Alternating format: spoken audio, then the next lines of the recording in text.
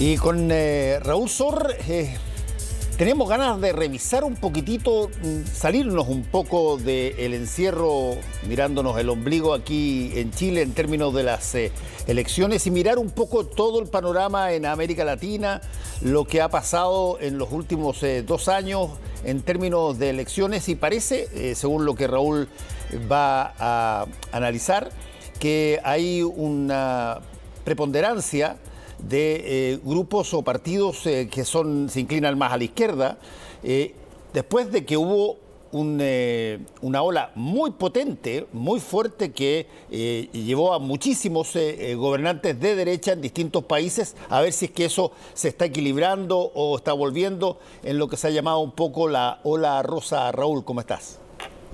Hola, ¿qué tal? Sí, Fernando. Bueno, como pasa en América Latina con cierta regularidad, el péndulo vuelve a girar hacia la izquierda.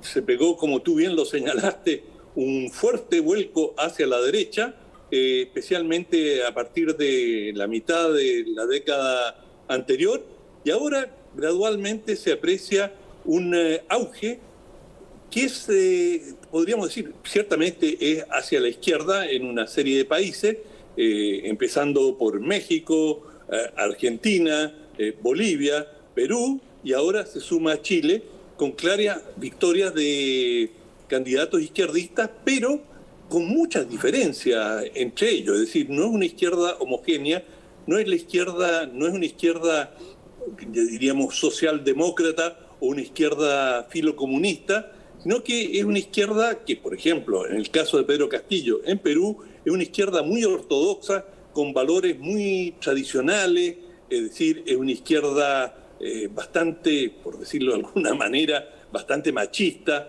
o que no ha tomado suficientemente en cuenta el auge de los movimientos feministas, no toma tan en serio, como ha sido el caso en las izquierdas tradicionales, el tema verde, el tema ecológico.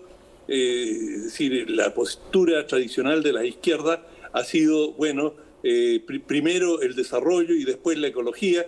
En general han tenido una actitud, la ecología es un poquito un lujo que se pueden dar algunos, pero acá lo primero que hay que resolver es el hambre, como si el maltrato del medio ambiente o el deterioro del medio ambiente no fuera un factor directo causante de hambre, enfermedades y todo tipo de sufrimiento para los sectores populares, a los cuales esta izquierda pretende representar. Por lo tanto, hay una diversidad muy grande y a Boric se le ha tomado como un líder de la nueva izquierda, es decir, de una izquierda con una nueva sensibilidad que está muy presente, por ejemplo, en los socialdemócratas alemanes.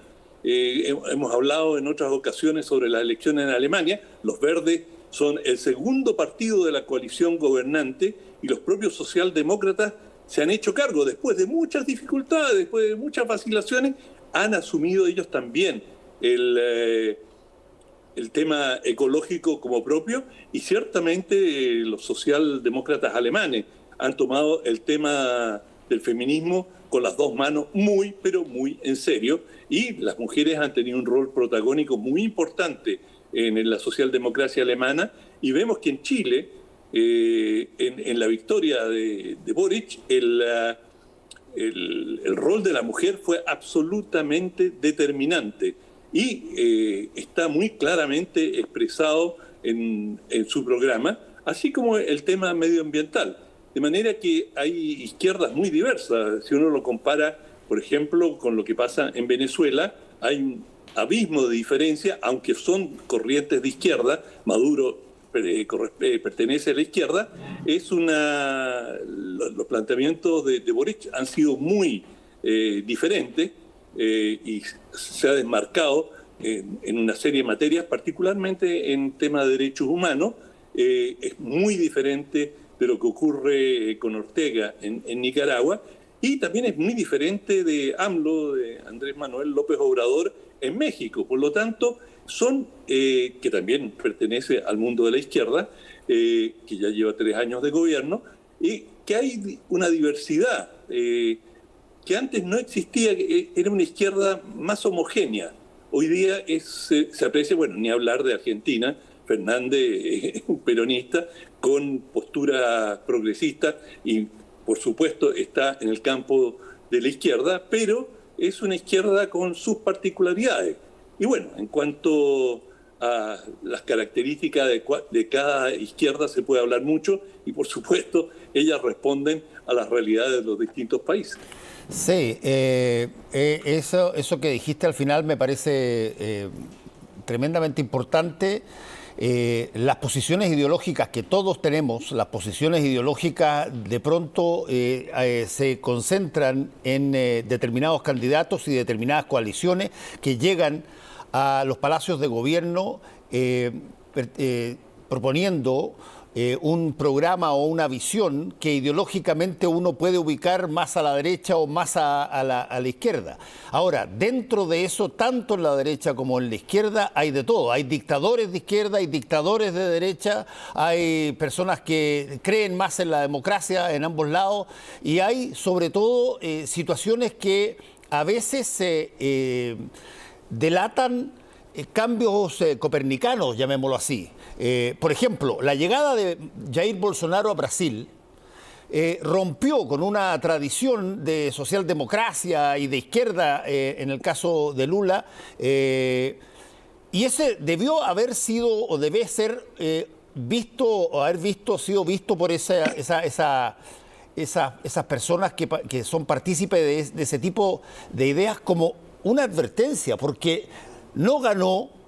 Y en eso voy a hacer referencia al libro de Cómo mueren las democracias, que es extraordinariamente interesante, porque no estamos hablando de la forma tradicional en que las derechas llegaban, empujadas por golpes de Estado o llegaban... No, las derechas empezaron a llegar a los gobiernos en elecciones en países donde antes básicamente la única forma que pudieran estar era a través de golpes militares. Y esos son llamadas de atención, Raúl, que me imagino se habrán hecho las cosas de distinta manera o la ciudadanía no entendió o no encontró en aquellos gobiernos que votó en su momento la satisfacción que requerían y han vuelto de alguna manera a nuevos candidatos que ideológicamente son más progresistas, menos conservadores, con algunas variaciones, como por ejemplo el caso de Lula, que probablemente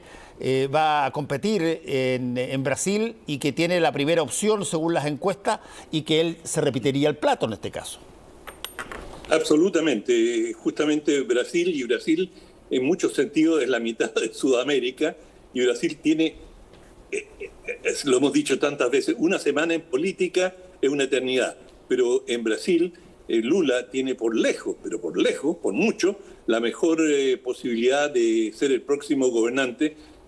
Falta, esto es el próximo año, pero así como están las cosas, o según lo señalan las encuestas, él está súper bien posicionado y no hay ningún otro rival de momento que de manera alguna pueda competir con él en una elección presidencial. De manera que si Lula gana Brasil, bueno, ahí ya se carga muchísimo más la balanza. De momento, buena parte del Cono Sur ha votado por gobiernos progresistas, pero el progresismo significa distintas cosas en cada país, como lo señalábamos antes. ¿Y qué va a pasar en Brasil? En el caso de Lula, él es claramente socialdemócrata. Y bueno, el propio presidente electo, Boric, ha dicho que él se considera socialdemócrata. De manera que el peso de la socialdemocracia, que en muchos sentidos la socialdemocracia en la izquierda latinoamericana durante algún periodo pasó a ser una mala palabra, como encheguista,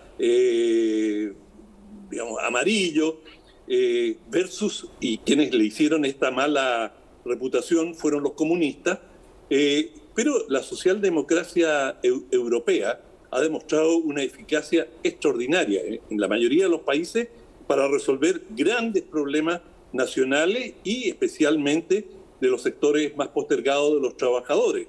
De manera que el auge de corrientes socialdemócratas en América Latina puede abrir un camino menos confrontacional, pero no necesariamente más blando en términos de reivindicaciones y de las transformaciones sociales que requiere una de las regiones del mundo más inequitativa. Es decir, la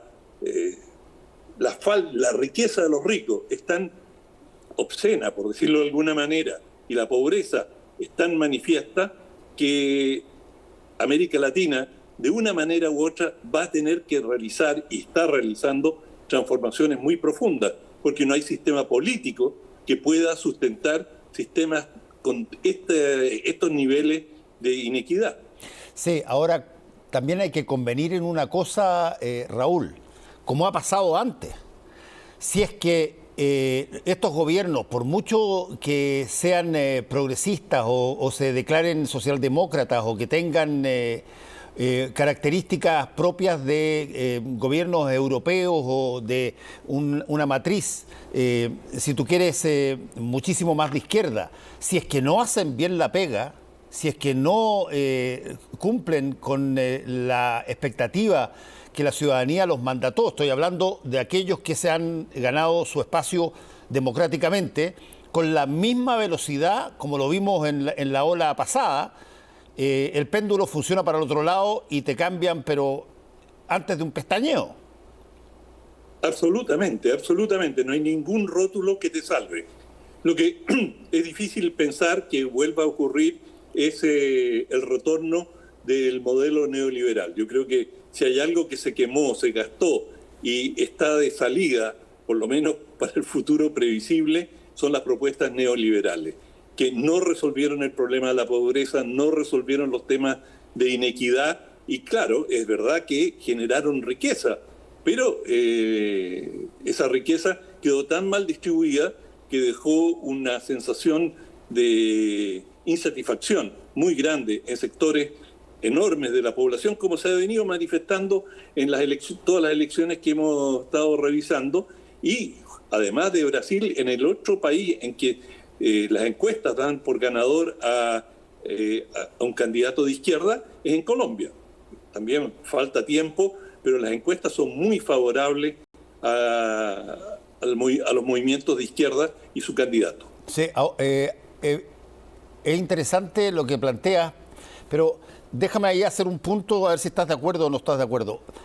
Tú dices, es difícil de que vuelva el modelo neoliberal. Y para eso hay que entenderlo bien de qué estamos hablando, porque el capitalismo, el mercado y un montón de cosas no se van a ir. Van a seguir operando y van a haber bancos privados y van a haber una situación de oferta y demanda y van a haber un montón de cosas que eso no es la esencia del neoliberalismo. Para entenderlo bien, estamos hablando de una mirada ideológica que básicamente tiene a la persona como agente productivo. Y desde ese punto de vista todo confluye en torno a la iniciativa privada, pero no va a desaparecer lo privado ni el capitalismo en la forma como normalmente lo conocemos. Absolutamente. Sí, dale. No, absolutamente, tienes toda la razón.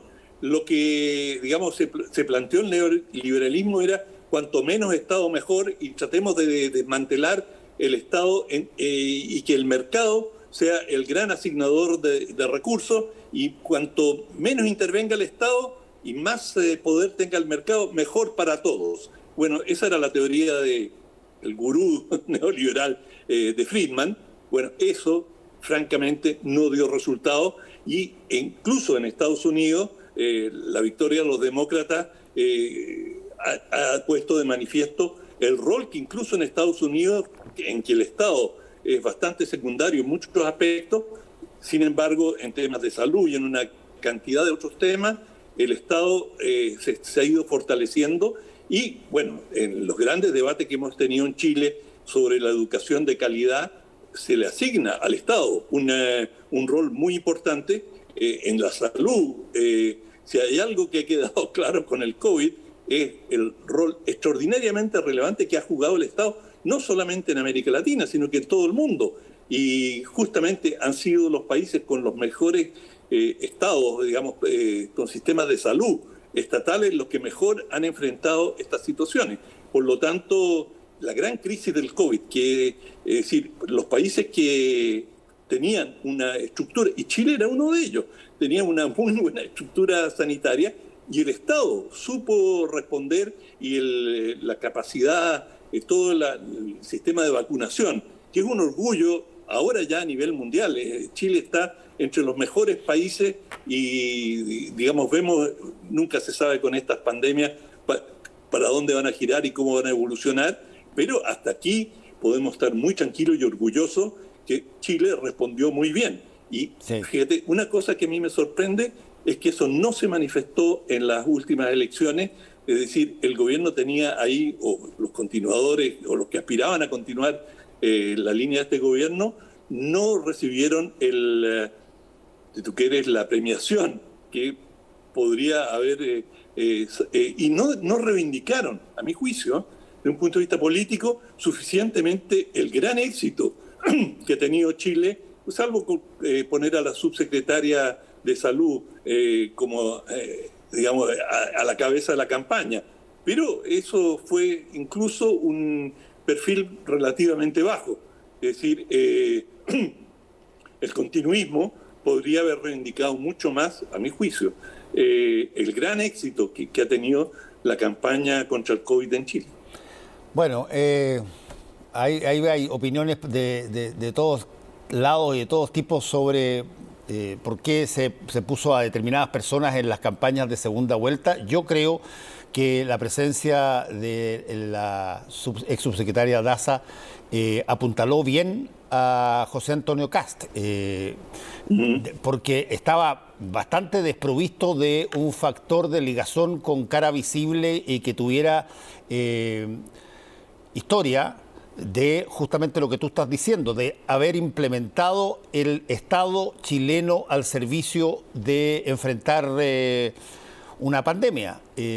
Pero claro, no fueron las únicas variables quienes llegaron a eso, sino que los ciudadanos decidieron por una abrumadora mayoría que el próximo presidente de la República va a ser Gabriel Boric. Vamos ahora al libro, Raúl. Muy bien. Perdona, lo tengo aquí. Un segundo. Paraíso, de Abdul Razak Gurnah.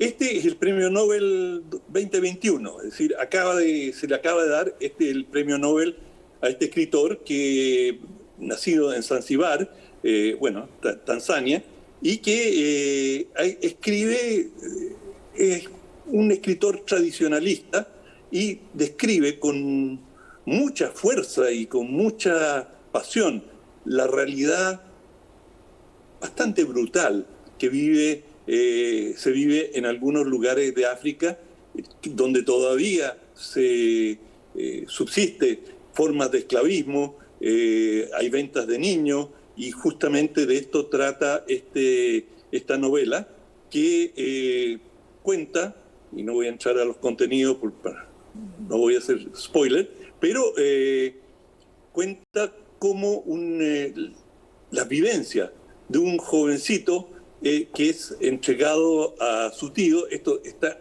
en el primer capítulo, así que no estoy revelando nada, y que cómo él acompaña a su tío en distintos viajes, y a través de esto va revelando una realidad muy brutal y tan distinta. Y para mí, yo había leído a varios escritores africanos, pero principalmente sudafricanos y sudafricanos blancos. Y claro, ellos tienen una sensibilidad, aunque nacieron en África y viven en África, tienen una sensibilidad europea. Este libro está escrito desde una sensibilidad completamente diferente. El autor, por cierto, es negro, vivió mucho tiempo en Londres y escribe. Es complejo en un sentido que, por ejemplo, conserva muchas palabras, muchos términos, por lo menos uno o dos por página, de expresiones que se utilizan en África. Por darte un ejemplo, un impío en África le dicen kafir. Y bueno, como ese hay cientos de conceptos.